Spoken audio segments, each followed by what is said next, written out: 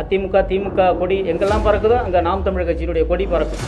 இந்த 1,00,000 பேரில் இன்னைக்கு 80% பேர் கட்சியில் இல்லை, கட்சி பக்கமே எட்டி பார்க்க மாட்டேங்கிறாங்க, கட்சி பக்கமே வர்றதில்லை. ஆனால் சீமான் அவர்களின் உங்களுடைய தவறான அணுகுமுறை, உங்களுடைய தவறான பேச்சு, உங்களுடைய தவறான வழி நடத்துதல், இதுதான்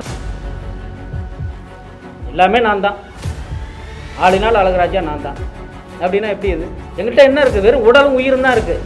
இதில் நீங்கள் உண்மையாகவும் நேர்மையாகவும் நீங்கள் நடந்துக்கிட்டீங்கன்னா என் உழைப்பு எல்லாத்தையும் சுரண்டி நீங்கள் சோக வாழ்க்கை வாழ்ந்துகிட்டு இருக்கீங்க, எங்களை நடுத்தருவில் விட்டுட்டீங்க. நான் தான் வளர்த்தேன்னு நெஞ்சிலையும் வாயிலையும் அடிச்சுக்கிறீங்க. நீங்கள் மட்டும்தான் வளர்த்தீங்களா? நாங்கள் வளர்க்கலையா?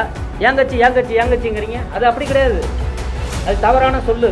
பொதுக்குழு உறுப்பினர் நீங்கள் தான், செயற்குழு உறுப்பினர் நீங்கள் தான், கட்சியினுடைய தலைமை ஒருங்கிணைப்பாளர் நீங்கள் தான், பொதுச் செயலாளர் நீங்கள் தான், பொருளாளர் நீங்கள் தான், செய்தி தொடர்பாளர் நீங்கள் தான். யாருக்கு எந்த விதமான பொறுப்புகளையும் நீங்கள் ஒருபோதும் பகிர்ந்து கொடுக்க போகிறதே கிடையாது. சரி, தலைமைன்னு ஒன்று இருக்குது, அதுக்கு கட்டுப்பட்டு நம்ம நடந்துப்போம், அதன் கீழே நம்ம பயணிப்போம், அடிப்பணிஞ்சு போகன்ட்டு தான் இருக்கோம். அதுக்காகவே நம்ம இவங்களை அடிமையாகவே வச்சிருக்கணுங்கிறது இல்லை. அனைவருக்கும் வணக்கம். என்னுடைய பெயர் இரா பிரபு, வழக்கறிஞர், நாம் தமிழர் கட்சி திருச்சி மண்டல செயலாளர். பெரும் மதிப்பிற்குரிய பொதுமக்களுக்கும் பேரன்பிற்குரிய திருச்சி மாவட்ட நாம் தமிழர் உறவுகளுக்கும் வழக்கறிஞர்களுக்கும் பத்திரிகையாளர்களுக்கும் காவல்துறை நண்பர்களுக்கும் என்னுடைய நன்றி கலந்த வணக்கத்தை தெரிவித்துக் கொள்கிறேன். 2006ஆம் ஆண்டிலிருந்து 2009ஆம் ஆண்டு வரையில் மிகப்பெரிய இன அழிப்பு போர் தமிழீழ நிலப்பரப்பில் நடந்தது. அது உங்கள் எல்லாருக்குமே தெரியும். அந்த போரை நிறுத்த கோரி தமிழகம் முழுக்க பல கட்ட போராட்டங்கள் பல்வேறு அமைப்பினரால் நடத்தப்பட்டது. இது போன்ற போராட்டங்கள் எங்கெல்லாம் நடைபெற்றதோ அங்கெல்லாம் உணர்வோடு நான் கலந்து கொண்டிருக்கின்றேன். இறுதிக்கட்ட போர் நெருங்கிய போது என்னை போன்ற தமிழ் தேசிய பற்றாளர்கள், உணர்வாளர்கள், வழக்கறிஞர்கள் எல்லோரையும் ஒன்று திரட்டி அந்த போரை நிறுத்த வேண்டும் என்ற நோக்கத்தின் அடிப்படையில் மத்திய மாநில அரசுகளை வலியுறுத்தி, இலங்கை அரசை வலியுறுத்தி நாங்கள் பலகட்ட போராட்டங்களை திருச்சி மாவட்டத்தில் நாங்கள் நடத்தியிருக்கின்றோம். அந்த தருணத்தில்தான் அந்த இறுதிக்கட்ட போர் நெருங்கி கொண்டிருந்தது. அந்த தருணத்தில் திரைப்பட துறையை சார்ந்த இயக்குநர்கள் ஐயா பாரதி ராஜா, எமது அண்ணன்மார்கள் சீமான் அவர்கள், அமீர் அவர்கள், சேரன் அவர்கள், இவங்கெல்லாம் ஒன்று திரண்டு அந்த போரை நிறுத்துவதற்கான அந்த போராட்ட களத்தில் இறங்கினார்கள். போர் இறுதிக்கட்டத்தை நெருங்கியது. அப்போது தேர்தல் அறிவிக்கப்பட்டது. அந்த தேர்தலில் காங்கிரஸ் கட்சி போட்டியிடக்கூடிய தொகுதிகளில் எதிர்த்து பிரச்சாரம் செய்வதென்று முடிவெடுத்து அந்த தமிழ் திரைப்பட துறையை சார்ந்த இயக்குநர்கள் முடிவெடுத்து பிரச்சாரம் மேற்கொண்டார்கள். அப்போது திருச்சிக்கு வருகின்ற பொழுது என்னை போன்ற உணர்வாளர்கள், தமிழ் தேசிய பற்றாளர்கள், வழக்கறிஞர்கள், சில அமைப்பினர் இவர்களெல்லாம் ஒன்று திரட்டி அந்த பெரும் கூட்டத்தை, மாபெரும் கூட்டத்தை நாங்கள் திருச்சி புத்தூர் 4 பிரிவு சாலையில் நாங்கள் ஏற்பாடு செய்தோம். அப்பொழுதுதான் முதலாக அண்ணன் சீமான் அவர்களையும் மற்ற அந்த இயக்குநர்களையும் நான் பார்க்கின்றேன், இந்த தளத்தில் நான் பார்க்கின்றேன். அந்த கூட்டம் மிகச்சிறப்பாக நடைபெற்றது. மதிய வேளையில் ஒரு மணி அளவில் சரியான உச்சி வெயில், அந்த வெயிலும் மிகச்சிறப்பாக அந்த கூட்டம் நடந்துச்சு. அந்த கூட்டத்திற்கு எல்லாருமே ஒத்துழைப்பு கொடுத்து திருச்சியில் உள்ள சில அமைப்பினரும் உதவி செஞ்சுருந்தாங்க. அப்போ தான் முதலாக இவங்களுடைய அறிமுகம் கிடைச்சிது. அப்போது அந்த போர் ஒரு முடிவுக்கு வந்துருச்சு. முடிவு தமிழீழ நிலப்பரப்பில் கிட்டத்தட்ட 2 லட்சம் எமது உறவுகள் கொன்றொழிக்கப்பட்டாங்க. அதை நினச்சி ரொம்ப வேதனையாக அப்படியே அந்த காலகட்டம் ஓடிச்சு. என்னடா அது, நம்ம கண்ணு முன்னாடியே நமது உறவுகளை 2 லட்சம் பேரை பலி கொடுத்துட்டு நாம் நிற்கிறோமே, இதை தடுக்க முடியலையே. அந்த ஆற்றாமை, கோபம், வெறுப்பு, எதுக்கு இவ்வளோ இந்த கட்டமைப்பு, அரசியல், 2 லட்சம் பேர் கண்ணு முன்னாடி பலியாகிறது தடுக்க முடியலையே அப்படிங்கிற அந்த ஆற்றாமை, கோபம், வருத்தம், வேதனை. சரி, இப்போ இதை அவங்க சுயலாபத்துக்காக இந்த அரசியலை கையில் எடுத்துக்கிட்டு ஒரு இனம் அழிந்தாலும் பரவாயில்ல அப்படிங்கிற நோக்கத்துக்கு போயிட்டாங்க. ஒரு சக மனிதனாக கூட பார்க்கலையே அப்படின்ற வேதனை. அப்போ வந்து சம்மந்தப்பட்டவர்களுக்கு தான் வலிக்கும், சம்மந்தப்பட்டவர்களுக்கு தான் ரத்தம் கொதிக்கும் அப்படிங்கிற அடிப்படையில் இந்த அரசியலை நாமளே முன்னெடுக்கணும் அப்படிங்கிற முடிவெடுத்து அண்ணன் சீமான் அவர்களோடு என்னை போன்று மாவட்டம் முழுக்க வந்து மாநிலம் முழுக்க வந்து நிறைய பேர் உணர்வெழுச்சியோடு அப்போ வந்து பதறி சிதறி கிடந்தோம். இப்போ நாங்கள் எல்லாம் ஒன்று திரண்டு சேர்ந்து உருவாக்குனது தான் நாம் தமிழர் இயக்கம். இப்போ அருகாமையில் வந்து வழக்கறிஞர் அண்ணன் நல்லதுரை, இங்கே புதுக்கோட்டையில் எமது அண்ணனார்கள் சகோதரர்கள் முத்துக்குமார் சத்யா, இங்கே மதுரையில் சகோதரர் வெற்றிக்குமரன், நெல்லையில் வழக்கறிஞர் சிவா, தூத்துக்குடியில் வழக்கறிஞர் பிரபு, இங்கே கரூரில் நன்மாறன் வழக்கறிஞர் நன்மாறன் முரளி போன்றவர்கள், அதுமாதிரி இங்கே பெரம்பலூரில் வழக்கறிஞர் அருள், அரியலூரில் வழக்கறிஞர் முத்துக்குமார். இப்போ அந்த காலகட்டத்தில் வந்து நாங்கள் வந்து கட்சிக்கு பக்கபலமாக மிகப்பெரிய வலு சக்தியாக நின்னது எல்லா மாவட்டங்கள்லையும் பார்த்தீங்கன்னா இது போல் நிறையா. அதுமாதிரி வேலூரில் வந்து திருமலை, சென்னையில் அதுமாதிரி நிறையா பேர் இருந்தாங்க, காஞ்சிபுரம் ராஜன், இதுமாரி நிறைய பேர் இருந்தாங்க, வழக்கறிஞர் ராஜீவ்காந்தி ராமநாதபுரம், இதுமாரி நிறைய பேர் மிகப்பெரிய ஆளுமைகள். அந்த தருணத்தில் காவல்துறை அச்சுறுத்தல் இருந்தது, அந்த இயக்கத்தின் மீதான தடை, இப்படி ஒரு இயக்கம் வளர்ந்து வர்றது வந்து அரசியல் கட்சி நசுக்குனது. இப்போ அப்போ வந்து நாங்கள் வழக்கறிஞர்கள் நாங்கள் தான் வந்து பக்கபலமாக அந்த இயக்கத்துக்கு இந்த அண்ணன் சீமான் அவர்களுக்கு நாங்கள் பக்கபலமாக நின்றோம். எங்களுடைய உழைப்பு மிகப்பெரிய உழைப்பு, அளப்பெரியது, அது அளவிட்டே சொல்ல முடியாது. அவ்வளவு தியாகங்களை பண்ணியிருக்கோம், அவ்வளோ உழைப்பு கொடுத்துருக்குறோம். அது எல்லாத்தையுமே வந்து அண்ணன் வந்து மறந்துட்டார். அதன் பிறகு வந்து மதுரையில் வந்து 2010 வந்து இயக்கமாக இருந்தது வந்து கட்சியாக வந்து மாற்றுறாங்க. அந்த நிகழ்வுகளை வழக்கறிஞர் ராஜீவ்காந்தி, நம்ம நெல்லை சிவா, தூத்துக்குடி பிரபு, நம்ம சகோதரர் வெற்றிக்குமரன், நம்ம படுகொலை செய்யப்பட்ட புதுக்கோட்டை முத்துக்குமார், இவங்களாம் தான் ஒருங்கிணைச்சி அந்த நிகழ்வை வந்து சிறப்பாக செஞ்சாங்க. அந்த நிகழ்வுக்கு பார்த்திங்கன்னா அவ்வளோ தடங்கள், காவல்துறை தடங்கள், அரசின் அச்சுறுத்தல், கடைசி நேரம் வரையில் வந்து தடை வீச்சிட்டு போலீஸை வந்து குவிச்சு அவ்வளவு நெருக்கடிகளை கொடுத்தாங்க. அதையெல்லாம் மீறி வந்து அந்த கூட்டம் வந்து மிகச்சிறப்பான அளவில் முடிஞ்சுது. அந்த இயக்கம் வந்து கட்சியாக வந்து மாறிச்சு. அதன் பிறகு திருச்சி மாவட்டத்தில் அவங்கவுங்க தொகுதிகளில், இப்போ என்னை போல் இந்த திருச்சி மாவட்டத்தில் இருக்கக்கூடிய ஒவ்வொரு மாவட்டங்கள்லையும் அந்தந்த மாவட்ட பொறுப்பாளர்கள் அந்த பொறுப்பை எடுத்துக்கிட்டு கட்சியை வந்து கட்டமைப்பு வந்து செஞ்சோம். திண்ணை பிரச்சாரம், தெருமுனை கூட்டங்கள், துண்டு பிரசுரம் கொடுக்கறது, சுவரொட்டி கொடுக்கறது, இப்படி நாங்கள் வந்து அந்த தமிழ் தேசிய அரசியலை வந்து மக்கள் மத்தியில் கிராமமாக தெருவாக வீதி வீதியாக நகர பகுதி எதுவுமே நாங்கள் வந்து விட்டு வைக்கல. மொத்த திருச்சிலையும் நாங்கள் வந்து களமாடி இருக்கிறோம். அதிமுக திமுக கொடி எங்கெல்லாம் பறக்குதோ அங்கே நாம் தமிழர் கட்சியினுடைய கொடி பறக்கும். மிக தீவிரமாக களமாடி இருக்கிறோம். இவ்வளவு உழைப்பை கொடுத்து நாங்கள் வளர்த்துருக்குறோம். திருச்சி மாவட்டத்தில் எம்மோடு இப்போ இருக்கக்கூடிய உறவுகள் கிருஷ்ணன் அவங்களாம் நிறைய பேர் இருக்கிறாங்க. இது மாதிரி நிறைய பேர் வந்து வருவாங்க, பின்னாடி வருவாங்க. ஏன்னா இவங்களுடைய அணுகுமுறை, அந்த செயல்பாடு, பேச்சு எதுவுமே சரியில்லை. அதன் பிறகு 2015 வந்து திருச்சியில் வந்து நாம் தமிழர் கட்சியின் முதல் இன எழுச்சி அரசியல் மாநாட்டை திருச்சியில் நான் தான் தலைமையேற்று நடத்தினேன். எனக்கு உறுதுணையாக நாம் தமிழர் கட்சி திருச்சி மாவட்ட உறவுகள்லாம் நின்னாங்க. ஐயா சேது மனோகரன் மண்டல செயலாளராக இருக்கக்கூடிய சேது மனோகரன் பொறியாளர், அவர் எனக்கு உறுதுணையாக இருந்து நாங்கள் 2 பேர் தான் அந்த நிகழ்வு வந்து மிகச்சிறப்பாக ஏற்பாடு செஞ்சு நடத்தினோம். கிட்டத்தட்ட 1 மாத காலம் அந்த திடல்லையே நான் கிடந்தேன். 1 மாத காலம் கிடந்தேன். எல்லாருக்குமே தெரியும், திருச்சியில் உள்ள உறவுகள் எல்லாருக்குமே தெரியும், மாவட்ட அளவில் வெளியில் இருக்கக்கூடிய உறவுகளுக்கும் நிறைய பேருக்கு தெரியும். அவ்வளோ உழைப்பு கொடுத்து அதை வந்து நாங்கள் வந்து வளர்த்தோம் மிகப்பெரிய பொருட்செலவில்.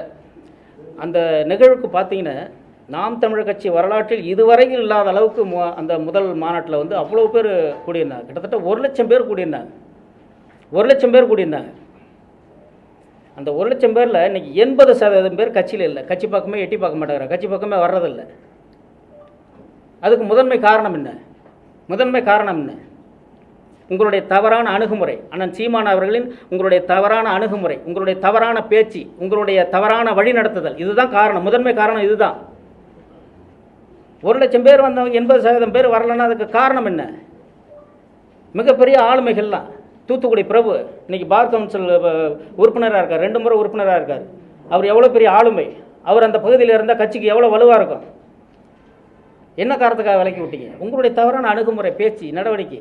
ஒரு சிக்கல், ஒரு பிரச்சனை எழுதுனா, அந்த இடத்துல எழுதுனா அதை சரி பண்ணுறது சரி. உங்களால் அவருக்கு ஏதோ மனக்கசப்பு வந்திருக்கலாம், அவரால் உங்களுக்கு ஏதாவது மனக்கசப்பு வந்திருக்கலாம், இருந்துட்டு போட்டும்.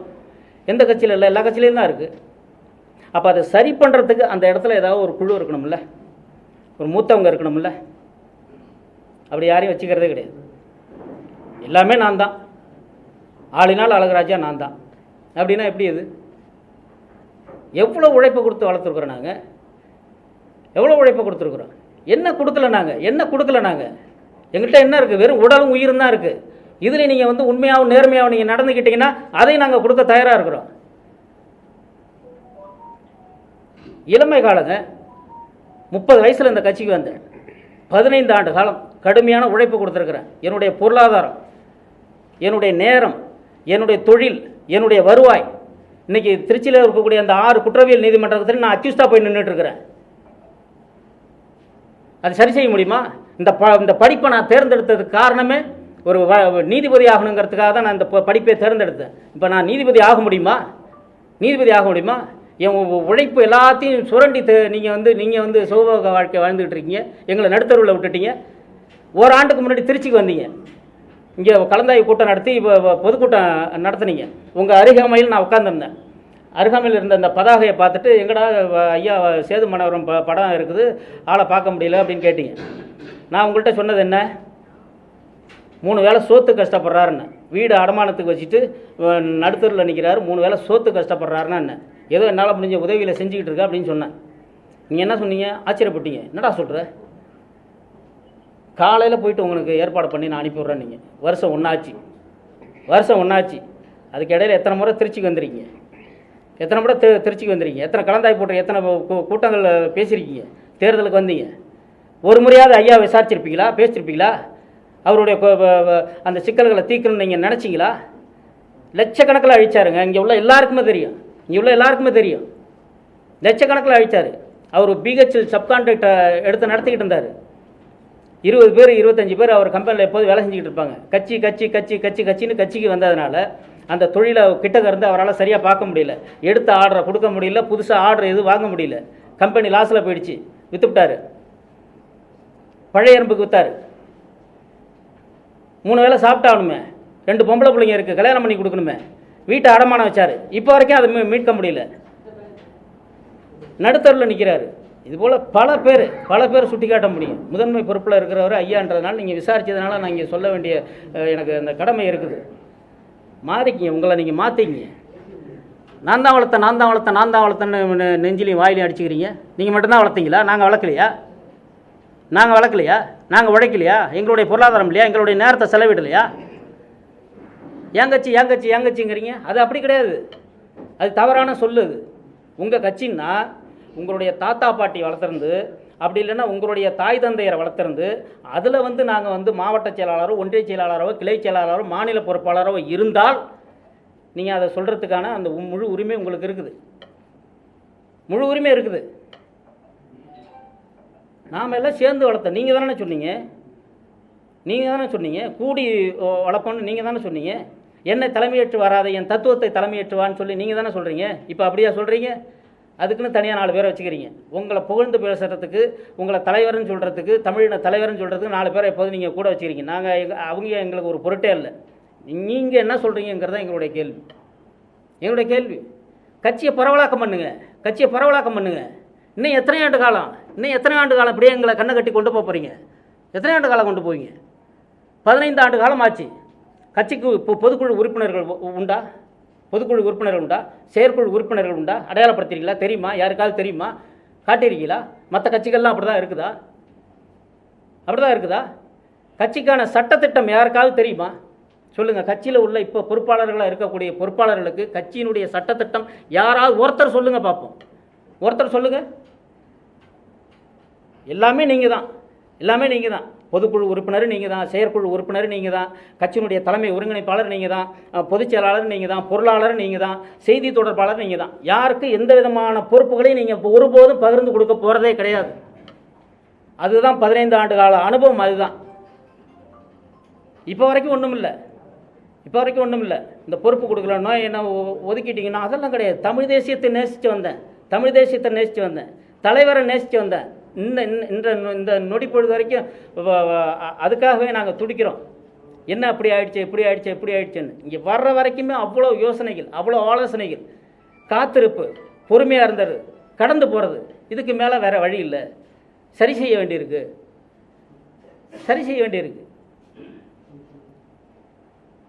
மாற்றுங்க, திருத்துங்க.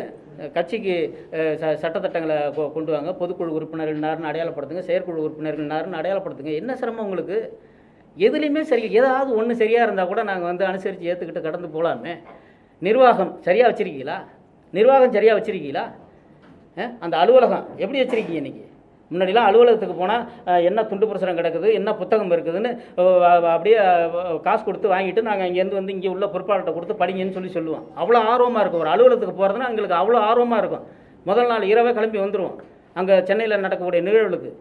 இப்போலாம் அங்கே போகிற மாதிரியாக வச்சுருக்கீங்க, வரா மாதிரியாக வச்சுருக்கீங்க. கட்சியினுடைய அலுவலகம், ஆயிரக்கணக்கான பேருடைய உழைப்பு, ஆயிரக்கணக்கான பேருடைய பொருளாதாரம் அதில் இருக்குது. அந்த கட்சி அலுவலகத்தை நீங்கள் எப்படி தனி மனிதர் பேரில் நீங்கள் பத்திரப்பதிவு செய்யலாம்? பாக்கியான்ற அந்த தனிநபர் பேரில் நீங்கள் எப்படி பத்திரப்பதிவு செய்யலாம்? எதுக்கு பத்திரப்பதிவு செய்கிறீங்க? கட்சி பேரில் நீங்கள் பத்திரப்பதிவு செய்யணும். அது என்ன அவர் வீட்டு காசில் வாங்கினதா, அவர் வீட்டு நிலத்தை எதாவது அடமானம் வச்சு கொண்டு வந்து வாங்கினதா, இல்லை நீங்கள் ஏதாவது உதவி செஞ்சீங்களா? இல்லை கட்சிக்காரருடைய பொருளாதாரம் தானுங்க. 15 ஆண்டுகளா கோடிக்கணக்கில் கொண்டு வந்து கொட்டுறோம். அந்த அந்த அந்த பொருளாதாரத்தையும் அந்த பணத்தையும் நீங்கள் சரியான முறையில் நீங்கள் செலவழிச்சிருந்தீங்கன்னா இன்றைக்கி நாம் தமிழர் கட்சியில் 10 சட்டமன்ற உறுப்பினர்கள் இருந்திருப்பாங்க.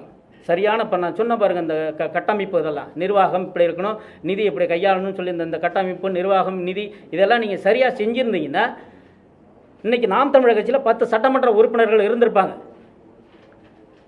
அப்படி உருவாகக்கூடாதுங்கிறத உங்களுடைய நோக்கமாக இருக்கான்னு எங்களுக்கு சந்தேகமாக இருக்குது. வேறு என்னத்தை கொடுக்க முடியும்? நாங்கள் இதுக்கு மேலே என்ன கொடுக்க முடியும்? எங்கள் குடும்பத்தை இழந்து நிற்கிறோம். எல்லாத்தையுமே கொடுத்துட்டோமே 15 வருஷமா. கட்சிக்காரோட நல்லது கெட்டது, காது குத்தி கல்யாணம், பிறப்பு, இறப்பு, திருமணம், தனி மனித தேவை, சிக்கல், பிரச்சனை, பண தேவைகள், அவ்வளவு சிக்கல்களுக்கு நாங்கள் முகம் கொடுத்து நாங்கள் நின்றுக்கோம்னே.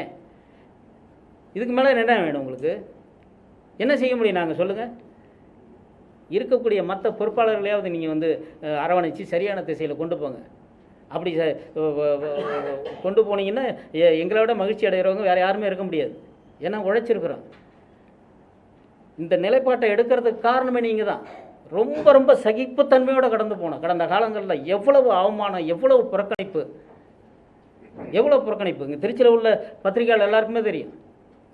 கடந்த காலங்களில் எவ்வளவு போராட்டங்களை நம்ம முன்னெடுத்து இந்த திராவிட கட்சிகளுக்கு மத்தியில், இந்த காவல்துறையினுடைய நெருக்கடிகளுக்கு மத்தியில் எவ்வளவு பெரிய வேலைகளை நாங்கள் செஞ்சு வந்திருக்கிறோம்னு தெரியும்.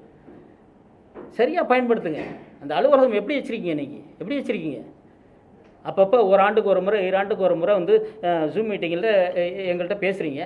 கட்சி நடத்துறதுக்கு காசு இல்லை, மின் கட்டணம் கட்ட முடியல, இந்த இணையதள கட்டணம் கட்ட முடியல, இப்போ பிள்ளைகளுக்கு சம்பளம் போட முடியல, சாப்பிட்றதுக்கு சோறு கூட இல்லைன்னு சொன்னீங்க. நாங்கள் அப்படியே மனசு உடைஞ்சு போயிட்டோம். என்னடா அது சோறு இல்லைன்னு சொல்கிறாங்களேன்ட்டு மனசு அப்படியே எடுத்து கொடுத்தோம், அனுப்புகிறோம். கடைசியாக 1.5 வருஷத்துக்கு முன்னாடி பேசுனீங்கன்னு நினைக்கிறேன். 1.5 வருஷத்துக்கு முன்னாடி பேசுனீங்க. நான் கேட்குறது பதில் சொல்லுங்கள். நீங்கள் இந்தமாரி பேசுகிறீங்க, கட்சிக்காரங்கள்ட்ட பேசுகிறீங்க, நாங்கள் அனுதாபப்பட்டு இறக்கப்பட்டு நம்ம பிள்ளைங்க, நம்ம கட்சி அலுவலகம், நம்ம கட்சி அப்படின்ட்டு நாங்கள் எங்கள்கிட்ட இருக்கிறத எடுத்து கொடுக்குறோம். அந்த அந்த அந்த அலுவலகத்தில் 3 பேர், ஒருத்தர் 13 லட்ச ரூபா, இன்னொருத்தர் 12 லட்ச ரூபா, இன்னொருத்தர் 10 லட்ச ரூபா. நான் பேர் சொல்ல விரும்பலை. அவங்க மனசாட்சிக்கிட்டே விட்டுறாது. கிட்டத்தட்ட 30-35 லட்ச ரூபா காசு அதே அலுவலகத்தில் தலைமை பொறுப்பில் இருக்கக்கூடிய ஒருத்தவன்ட்ட வட்டிக்கு விட்றாங்க. அவன் என்ன செய்கிறான்? ஆன்லைனில் ரம்மி விளாண்டு எல்லாத்தையும் விட்டுறான். சத்தியமான உண்மை, சத்தியமான உண்மை இது, உண்மை இது. மறுக்க சொல்லுங்கள், யாராவது மறுக்க சொல்லுங்கள், அதுக்கப்புறம் நான் ஆதாரங்களை வேணால் காட்டுறேன். ஆன்லைனில் ரம்மி விளாண்டு இரவோட இரவை பொட்டி படிக்க தூக்கிட்டு அவன் கிளம்பிட்டான் ஊரை பக்கம். அந்த நேரத்தில் அலுவலகத்துலேருந்து எனக்கு தொடர்பு கொண்டு பேசுகிறாங்க, இதுமாரி ஒருத்தன் ஓடிட்டானே, அவனை தேட முடியுமானே, எங்கே இருக்கான்னு பார்க்க முடியுமானே அப்படின்னு. இப்போ வரைக்கும் அவன் எங்கே இருக்கான்னு தெரியல. அப்போ எங்கள்கிட்ட பேசக்கூடிய அந்த தோரணை எப்படி இருக்குது, எங்கள்கிட்ட என்ன மாதிரி பேசுகிறீங்க, நாங்கள் உங்களை என்ன மாதிரி அணுகிறோம், இதெல்லாம் என்ன செயல்னு இது எப்படின்னு எடுத்துக்கிறது, எப்படி எடுத்துக்கிறது?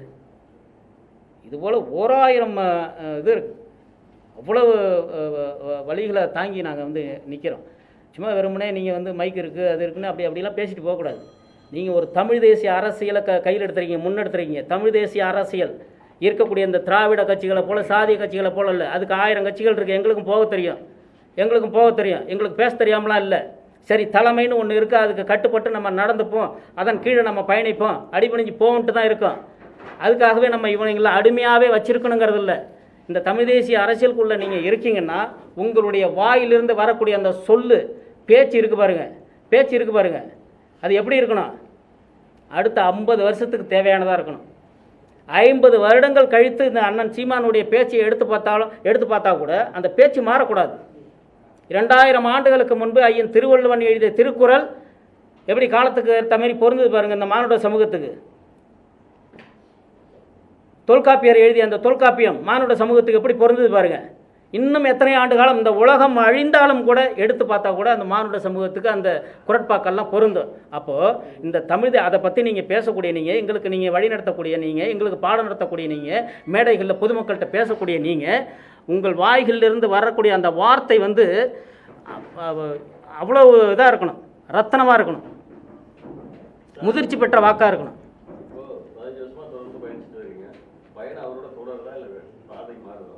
இல்லை, அது சொல்கிறோம் முடிவில் நாங்கள் உறுதியாக சொல்லுவோம்.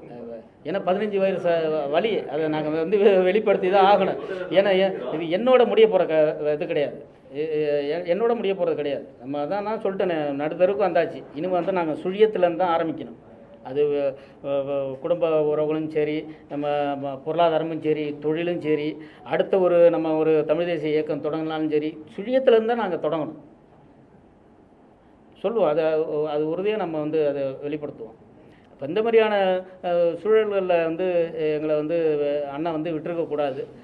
இருக்கக்கூடிய அந்த பொறுப்பாளர்களையாவது தக்க வச்சு நீங்கள் சரியான திசையை நோக்கி கொண்டு போகணும். அது மாதிரி நிர்வாகத்தை பரவலாக்கம் பண்ணுங்கள், தயவுசெய்து பரவலாக்கம் பண்ணுங்கள், நீங்களே வச்சுக்காதீங்க.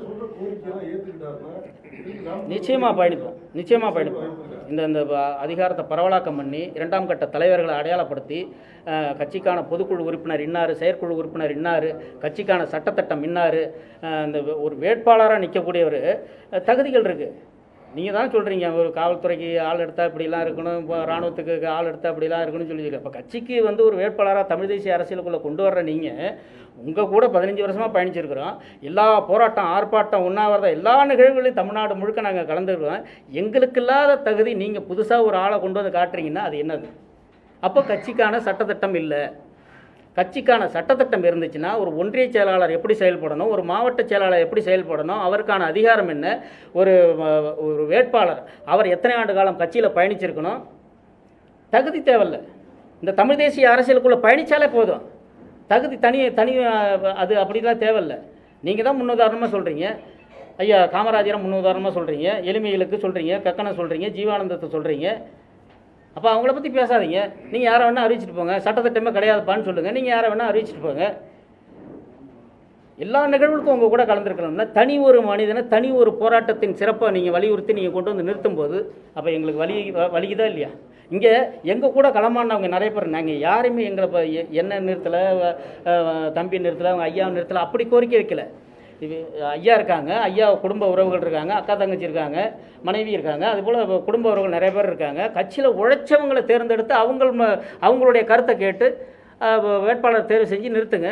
ஏன் புதுசாக திடீர்னு யாருன்னு தெரியல திடீர்னு கொண்டு வந்து வேட்பாளரை நிறுத்தும் போது எங்களுக்கு வலிக்குதா இல்லையா? அப்போ அண்ணன் எங்களை கடைசி வரைக்கும் குச்சி ஊன்றதுக்கும், கொடி நடுறதுக்கும், போஸ்டர் ஓட்டுறதுக்கும், துண்டு பிரசாரம் கொடுக்கறதுக்கும், மேடை கூட்டம் போடுறதுக்கும், தெருமுனை கூட்டம் போடுறதுக்கும், இந்தமாரி விவகாரங்களுக்கு தான் நம்மளை பயன்படுத்திப்பார் போல். இனியும் இது போல தான் தொடரும் போல் அப்படின்னு நம்ம வந்து நினைக்கிறது. வாய்ப்புலாம் கிடையாது. நான் வாய்ப்பு என்ன கேட்கவே இல்லைங்கிறேன். நான் ஒரு மாவட்ட செயலாளர், இந்த ஒருங்கிணைந்த திருச்சி மாவட்டத்தில் நான் ஐயா சேதுமாநகரம் களமாடி உருவாக்கணும். அப்புறம் 9 சட்டமன்ற தொகுதியிலும் பொறுப்பாளர் போட்டோம். அங்கே வந்து தொகுதி செயலாளர், மாவட்ட செயலாளர் போட்டோம். 9 தொகுதி இருக்குல்ல, 9 தொகுதி பொறுப்பாளரையும் உட்காந்து கூப்பிட்டு பேசணும்ல. நீங்கள் இப்போ இந்த இந்த தொகுதிக்கு இந்த சமூகத்தை ஏதோ நீங்கள் என்ன வரையறை வச்சுருக்கீங்களோ கேளுங்க. அதுமாரி ஆட்கள் இருக்கான்னு கேட்கணும்ல. கடந்த சட்டமன்ற தேர்தலுக்கு அப்படி தான் பண்ணீங்க, கடந்த நாடாளுமன்ற தேர்தலுக்கு அப்படி தான் பண்ணீங்க, இந்த நாடாளுமன்ற தேர்தலுக்கும் அப்படி தான் பண்ணுறீங்க. அப்போ என்ன எங்களை ஒரு மனுஷனாவே நீங்கள் மதிக்கலையே. ஆமாம், இல்லை 2 சட்டமன்ற தேர்தல், 2 பாராளுமன்ற தேர்தல் கேட்டோம். பொதுக்குழு கூட்டுவாங்க. பொதுக்குழுவில் வந்து நாங்கள் வந்து இதை வந்து வலியுறுத்தி சொல்லுவோம்.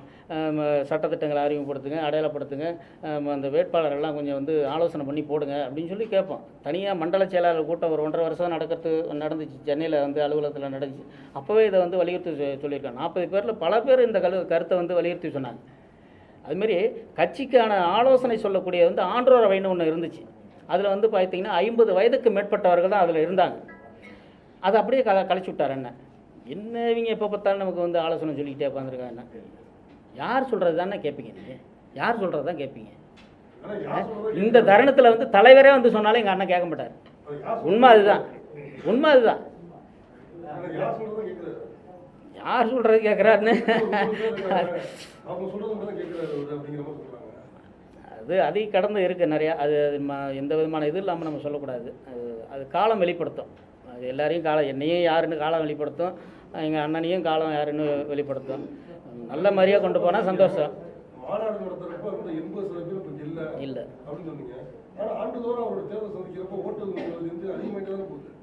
இல்லை அது வந்து மகிழ்ச்சி, வளர்ச்சிங்கிறது மகிழ்ச்சி தான். அது வீழ்ச்சி அடைஞ்சிடக்கூடாதுங்கிறது தான். ஏறுற வரைக்கும் தான் எதுவுமே. ஒரு சதவீதம் அதுலேருந்து 1% வந்து இறங்குனுச்சு அப்படின்னாக்கா கட்சிக்காரருடைய மனநிலை மாறும், மக்களுடைய மனநிலை மாறும், இந்த தமிழ் தேசிய அரசியல் கேள்விக்குறியாகும். அந்த நிலைக்கு போயிடக்கூடாதுன்னு தான். அதான் ஒவ்வொரு நொடி பொழுதும் ஒவ்வொரு நாளும் யோசிச்சு தானே நாங்கள் இந்த முடிவு எடுக்கிறோம். இனி அந்த சூழல் வந்துடக்கூடாது அப்படிங்கிறதுக்காக தான் நம்ம இந்த வேலை செய்கிறோம்.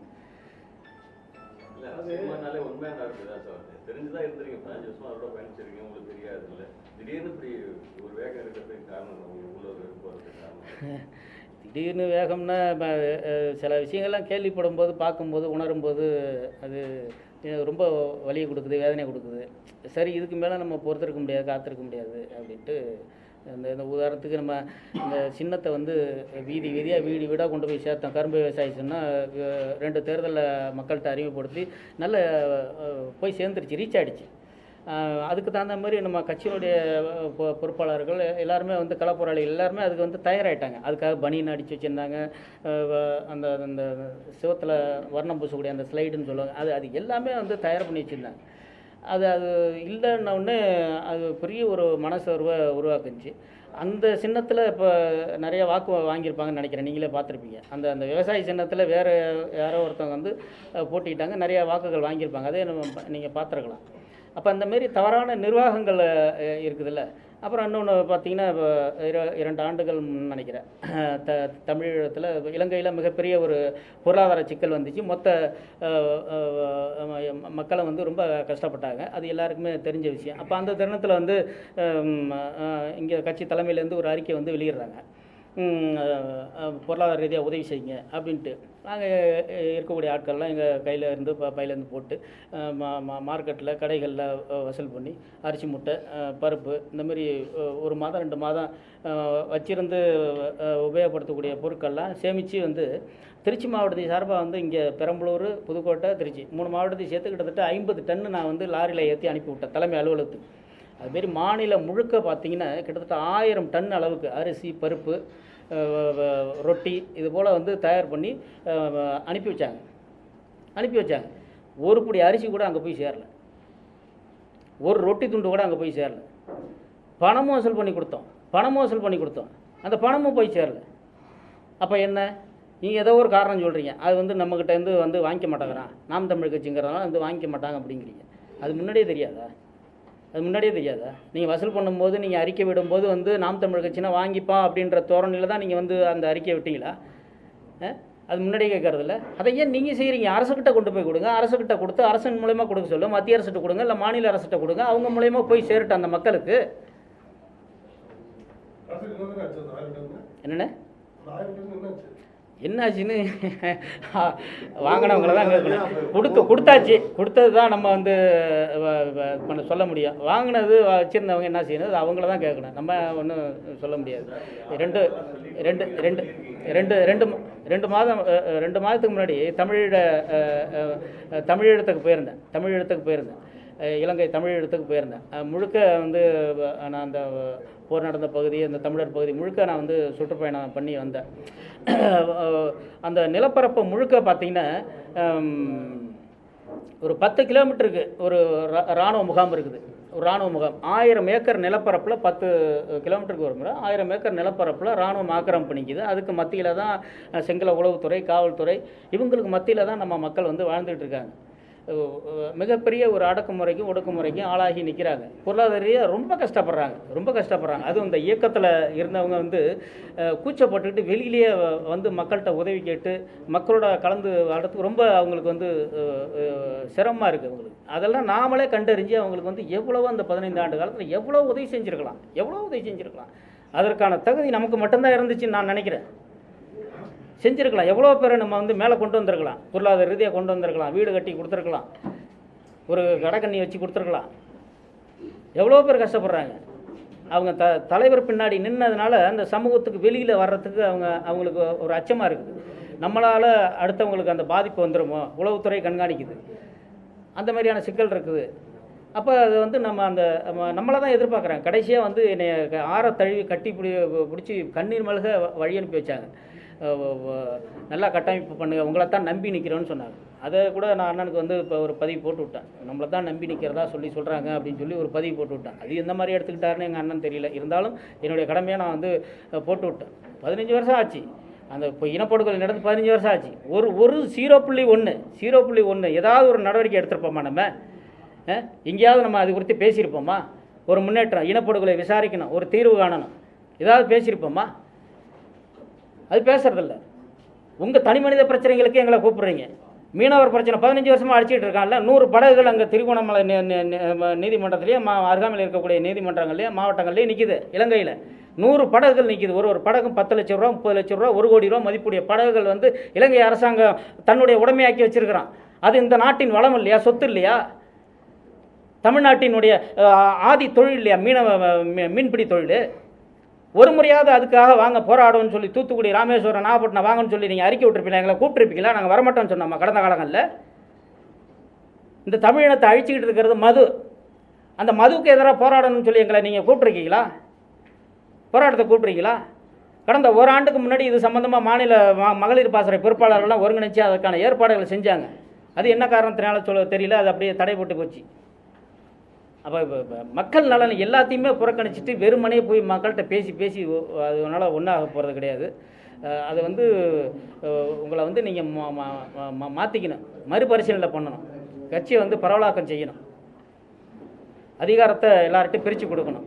எல்லாருடைய ஆலோசனையின் பேரில் இந்த கட்சி இயங்கணுங்கிறது எங்களுடைய விருப்பம். இதை வந்து சரியான முறையில் கடைபிடித்து செஞ்சால் அண்ணன் சீமான் அவர்களோடு கரங்கோர்த்து பின்னால் இயங்குவதற்கு நாங்கள் வந்து தயாராகவே இருக்கிறோம்.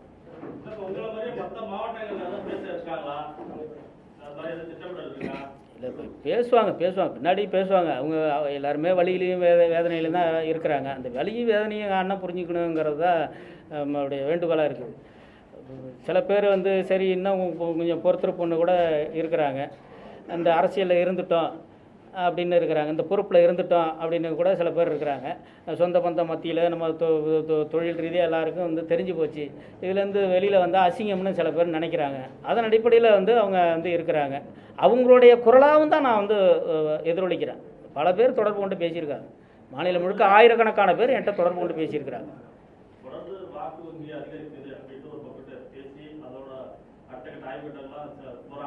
அதே நேரத்தில் தொண்டர்களை மாதிரி சந்திக்கிறதுக்கு அவங்க வாய்ப்புலாம் வழங்குறாரா, இல்லை இதே நிலைப்பாடு தான் இருக்கா தொண்டர்கள்? இல்லை, சந்திக்கிறதில்ல. பொதுக்குழு செயற்குழுன்னு ஒன்று போடுவாங்க. அங்கே வழக்கம் போல் என்னை போல் ஆதங்கப்பட்டு யாராவது பேசுவாங்க, 1-2 பேர் பேசுவாங்க. வழக்கமாக கட்சிக்காகவே அண்ணனுக்காக பேசக்கூடிய 4 பேர் இப்போது இருப்பாங்க. அவங்க பேச்சை கேட்டுக்கிட்டு சரி சரி எல்லோரும் சாப்பிட்டு போங்க, கையெழுத்து போட்டு போங்க. அந்த நோட்டில் என்ன இருக்குன்னே தெரியாது, எல்லாம் கையெழுத்து போட்டு போங்க அப்படின்னு சொல்லி அனுப்பி விட்டுறது. அவ்வளோதான். இப்படி தான் நடந்துகிட்டு இருக்குது. நடைமுறை இப்படி தான் இருக்குது. ஒரு சம்பிரதாயத்துக்கு நடக்கிறது. இதெல்லாம் தேர்தல் ஆணையத்துக்காக நடக்குது. இதெல்லாம் நீங்கள் இந்த 4 பேர் பற்றி சொல்கிறப்ப ஒரு சுயமாக யோசிக்கக்கூடியவர் இல்லாதவர் மாதிரியும் இல்லை அவங்களுடைய ஐடியாலஜியில் மட்டும்தான் இயங்குற மாதிரியும் சொல்கிறீங்க. அது எப்படி ஒரு இல்லை, சில நேரங்களில் அவங்க அது ஒரு போக்கில் இல்லை, கான்சியஸாக இல்லை. நிறைய மீனவர் அப்புறம் அது எந்த கொள்கையிலுமே ஒரு உறுதியாக இல்லைன்றீங்க. அப்புறம் இது எதுலையுமே உறுதியாக இல்லாதவரோட அவருடைய பதிலுக்காக நீங்கள் எப்படி காத்திருப்பீங்க? சரியாகுங்கிறத தான் நான் சொல்கிறேன். சரி பண்ணிக்கிங்க. சரி, இதெல்லாம் சரியானால் உங்கள் கூட இணைஞ்சு பணிபுரிய தயாராக இருக்கிறோன்னு தானே சொல்கிறேன். மாறணும்ல, எந்த ஒரு இதுவுமே மாதானே ஆகணும். இலக்கியத்திலே பார்த்தீங்கன்னா இந்த நிறைய பேர் இருக்காங்கல்ல, காலக்கெடு விதிக்க முடியாது.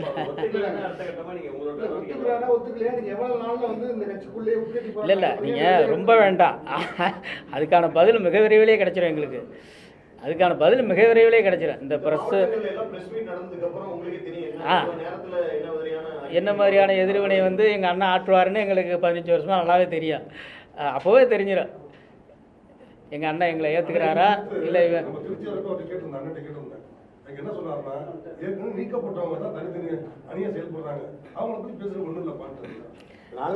இதுல யார் நீக்கப்பட்டவங்க சொல்லி காட்டுங்க. நீங்க உங்களை அறிமுகப்படுத்தி பேசுங்க. நீங்க அவங்கள. என்னுடைய பேர் குமாருங்க. நான் கிழக்கு தொகுதி நாம் தமிழ் துணைத் தலைவருங்க. நான் கடந்த ஒரு 6-7 ஆண்டுகளாக அந்த கட்சியில் பயணிக்கிறேங்க. இது வரைக்கும் 2 பாராளுமன்ற தேர்தல், ஒரு சட்டமன்ற தேர்தல், ஒரு உள்ளாட்சி தேர்தல் சந்திச்சிருக்காங்க. எங்களுடைய பொருளாதாரத்திலிருந்து, எங்களுடைய வேலை வாய்ப்புலேருந்து முழு நேரமாக கட்சியில் வேலை செஞ்சுருந்தோங்க. இப்போ அதுக்கான அங்கீகாரத்தை நாங்கள் கேட்கல. எல்லாத்துக்குமே கொடுக்க முடியாத பொறுப்புகளும் வேட்பாளராக கொடுக்க முடியாது. ஆனால் தொடர்ந்து எங்களோட பயணிக்கிறாங்க பாருங்க. 5 வருடம் 6 வருடம் பயணிக்கிறாங்க பாருங்க. அவங்களுக்கு அந்த வேட்பாளர்கள் நீங்கள் கொடுத்துருந்தீங்கன்னா எங்களுக்கு சந்தோஷம். திடீர்னு ஒருத்தர் யாருமே எங்களுக்கு அறிமுகமே இல்லாத ஒருத்தர் கொண்டு